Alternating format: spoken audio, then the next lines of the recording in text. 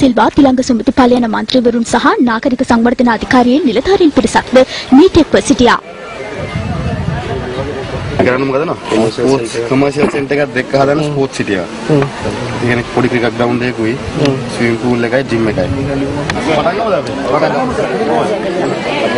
මෙහිදී අදාළ නිවාසවල හිමිකරුවන් නාමල් රාජපක්ෂ මහතාට ඔවුන්ගේ ගැටලුව ඉදිරිපත් කළා. මූලිකම ප්‍රශ්නේ මේකයි රුපියල් ලක්ෂිකුත් ඉල්ලනවා. රුපියල් 3900 ගානේ අවුරුදු 20ක් අපෙන් කුලියක් වශයෙන් ඉල්ලනවා. නමුත් මේ අපේ ස්ථානයේ දීලා මේ ඔබතුමාගෙන් ඉල්ලන්නේ සාධාරණව ඔබතුමාගේ ප්‍රතිමාට කියලා කුලියක් නැතුව මේ ගෙවල් වලට කුලිය සම්පූර්ණම වගේ මේක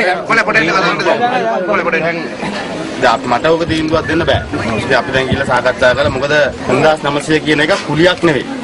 මේ ප්‍රතිපත්ති උත්තරයක් දෙන්න ඕන. අපි කොහොමද ගෙවල් ටික හදනවා. කොළඹට ගෙවල් ටික ඕනේ. ඒක මාම පිළිගන්නේ නැතර මාමගේ ළමයි පිළිගන්නවා. ජනාධිපතිතුමාට කොළඹ ඡන්ද ඕන නම් ලේසියෙන්ම හම්බන්තොටෙන් ගිහලා පදිංචි කරන්න පුළුවන්. බැරිද?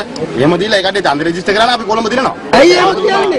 ඇයි එහෙම කියන්නේ? අපි ඔබතුමාලා වෙනුවෙන් තමයි මේ සටන් කරන්නේ. ඔබතුමාලා වෙනුවෙන් අපි සෑහෙන සටන් කරමු. ඒක අපිට හිතට දුක. පාටි කරලා බලන්න අප්‍රෝතකයක් දෙන්න. එතකොට අපි යනවා. එකක් තේරුම් ගන්න ඕනේ. කවුරු ඇවිල්ලා මොනවා කිව්වත් බලෙන් අයින් කරන්න යන්නේ නැහැ. ඒක කැමැත්තෙන්.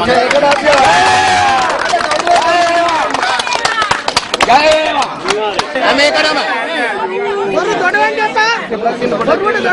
ප්‍රශ්න වලට විසඳුම් ගන්න බෑ චච චච ගාලා.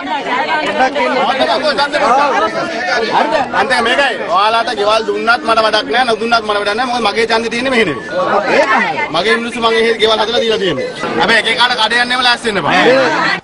අදාළ නිවාසවල අයිතිකරුවන් සමග පැවති සාකච්ඡාවෙන් අනතුරුව ප්‍රදේශවාසීන්ගේ ඉල්ලීම පරිදි පාර්ලිමේන්තු මන්ත්‍රී නාමල් රාජපක්ෂ මහතා ඇතුළු පිරිස ඉදිරිමින් පවතින නිවාස සංකීර්ණයේ කටයුතු නිරීක්ෂණයට එම ස්ථානයට ගියා.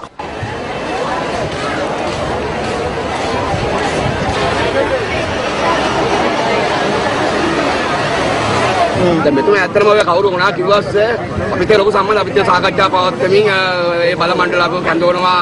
ඉතින් මෙතුමාට සමහර දවස් විසඳුම් දෙන්න බෑ. මොකද ඊළ ජනාධිපතිතුමා කැබිනට් එකෙන් ගන්න හැමදේකමත් දෙන්න ඔසේ ඒතකොට රස වෙනවා. මම ඉල්ල ගන්න ඕනේ ඔය.